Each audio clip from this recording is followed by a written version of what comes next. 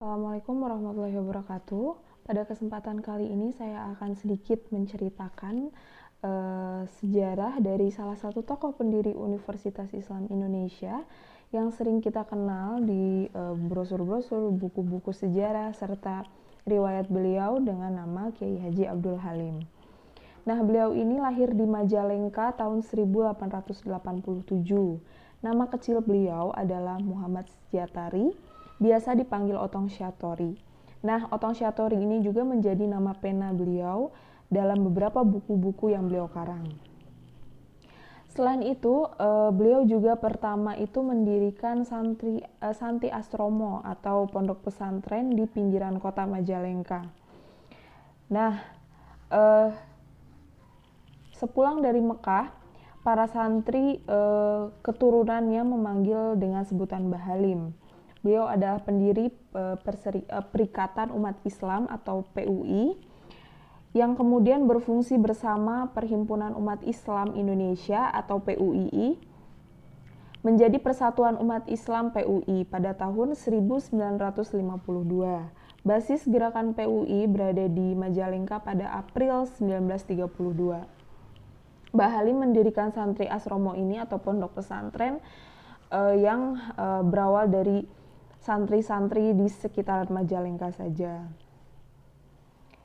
Nah, ini ada salah satu narasumber atau yang pernah mengunjungi santri asromo di Majalengka, Jawa Barat, telah menandatangani kesepakatan dengan Universitas Majalengka atau UMA.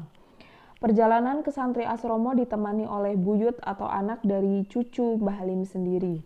Di komplek pesantren tersebut saya juga bertemu dengan cucu Mbah Halim, Kiai Haji Khalid Fadlullah yang sekarang berusia 84 tahun.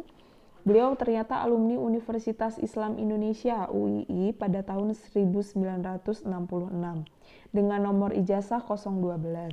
Ketika rektor UII dijabat oleh Profesor Dr. Sarjito. Saya juga bertemu dengan beberapa buyut Mbah Halim yang lain.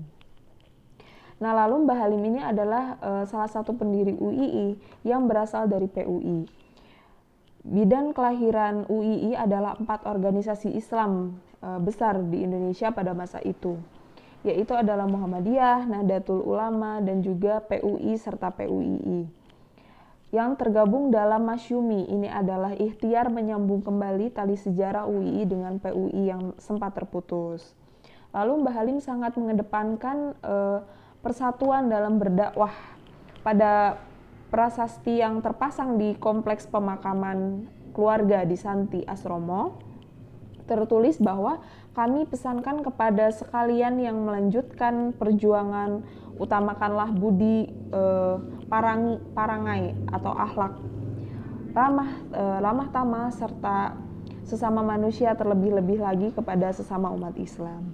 Karenanya Mbah Halim ini menentang keras pendirian Republik Indonesia Serikat atau RIS yang dianggapnya bertentangan dengan semangat persatuan.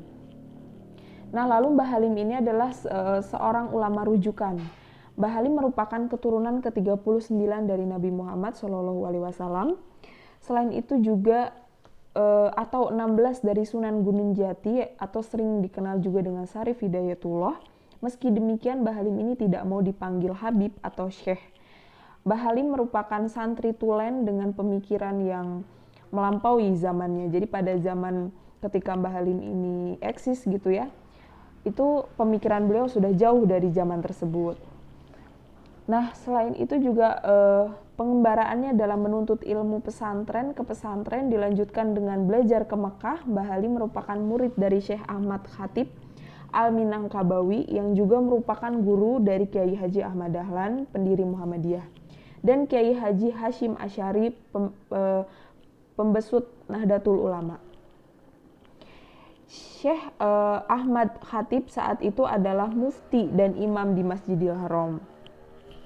Selanjutnya, semasa hidup Mbah Halim di Santi Asromo, banyak orang besar pemerintah berkunjung ke pondok pesantren tersebut dengan berjalan kaki dari kota Majalengka sejauh belasan kilometer menuju ke Santi Asromo. Nah, ini kenapa berjalan berkilometer? Karena sampai saat ini pun Santi Asromo tidak bisa diakses kendaraan besar seperti bis seperti itu. Nah, Kiai Haji Khalid Fadullah menceritakan bahwa Muhammad Nasir yang waktu itu menjadi Menteri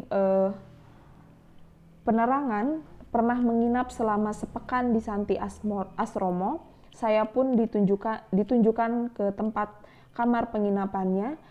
Haji Agus Salim yang saat itu menjadi Menteri Luar Negeri juga pernah sampai ke daerah ini juga dengan berjalan kaki, kata Kiai Haji Khalid.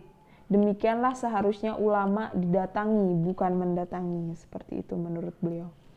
Nah, lalu Mbah Halim ini juga dekat dengan Presiden Soekarno. Ketika sebelum kemerdekaan, Mbah Halim sering ke Jakarta, dan ketika ke Jakarta selalu membawa ubi. Ketika ditanya, Mbah Halim mengatakan bahwa ubi tersebut untuk Soekarno yang saat itu menjadi ketua Chuo Saing In, atau katanya Soekarno tidak makan nasi seperti itu. Jadi beliau ini berinisiatif membawakan ubi.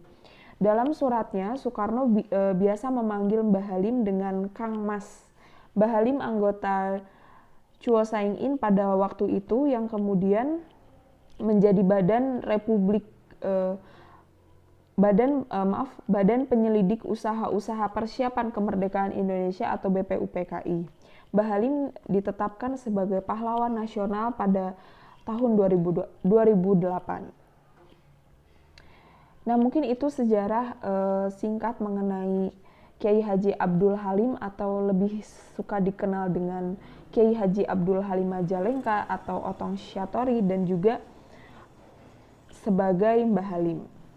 Sekian penjelasan singkat mengenai salah satu tokoh pendiri UI yang sangat luar biasa ini. Terima kasih. Wassalamualaikum warahmatullahi wabarakatuh.